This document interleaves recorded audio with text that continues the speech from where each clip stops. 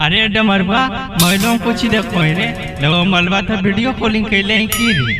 अरे यार तोरा तो हर समय मजाक के सुझो नहीं पताओ बिहार में आरजेडी सरकार बन गए है उहे न्यूजवान देख रही रे। तेजस्वी भैया नहीं पताओ वैकेंसी दिलखिन है 40,000 ग्रुप डी में 30,000 बिहार पुलिस में तो अबरी नौकरिया लगने जीते। हाँ रे भाई अबरी नौकरिया लेके छोड़बो तो वही है उन्हीं मलबो नहीं शादी कर रहा है कहो कि नौकरिया लगतू तो शादी करबो। रुक रुक अभी मलवाई फोन धरबो रुक।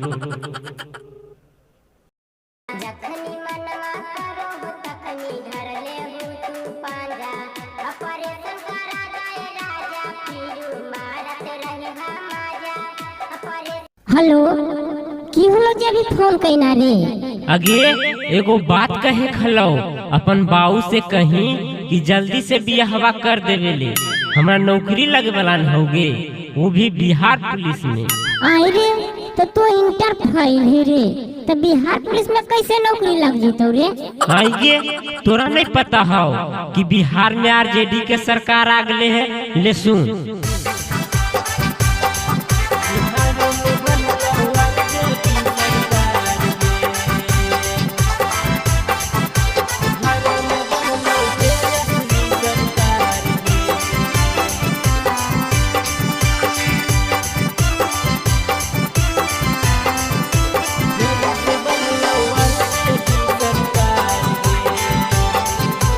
Magahi recording studio Samastipur Sheikhpura. आगे लगते नौकरी शादी ले हो जो तैयार गे। आगे लगते नौकरी शादी ले हो जो तैयार गे। बिहार में बनलो आरजेडी सरकार गे। बिहार में बनलो तेजस्वी सरकार गे। आगे पलटू चाचा दिल को पलटी मार गे। आगे पलटू चाचा दिल को पलटी मार गे। बिहार में बनलो आरजेडी सरकार गे।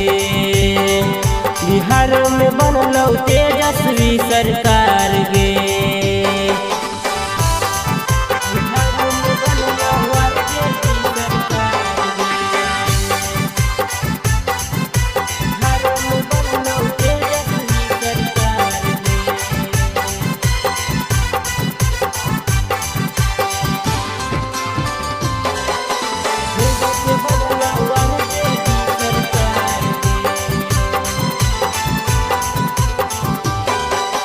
बाबू के अपन कही के लेना दिन धरवाई नहीं कहतो तो लेबो तोरा घरवे से उठाई।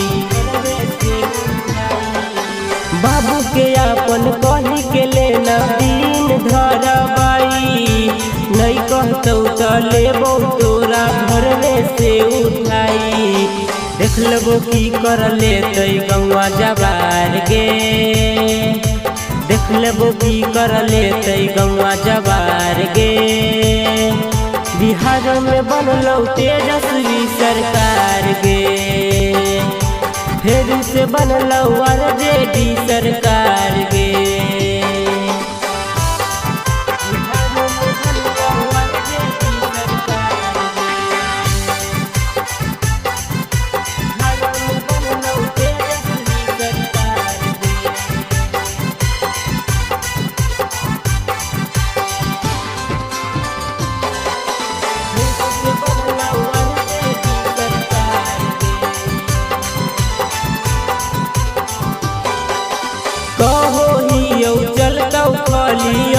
के रंगदारी कर ले बियाहवत देबो जिंदगी सवारी।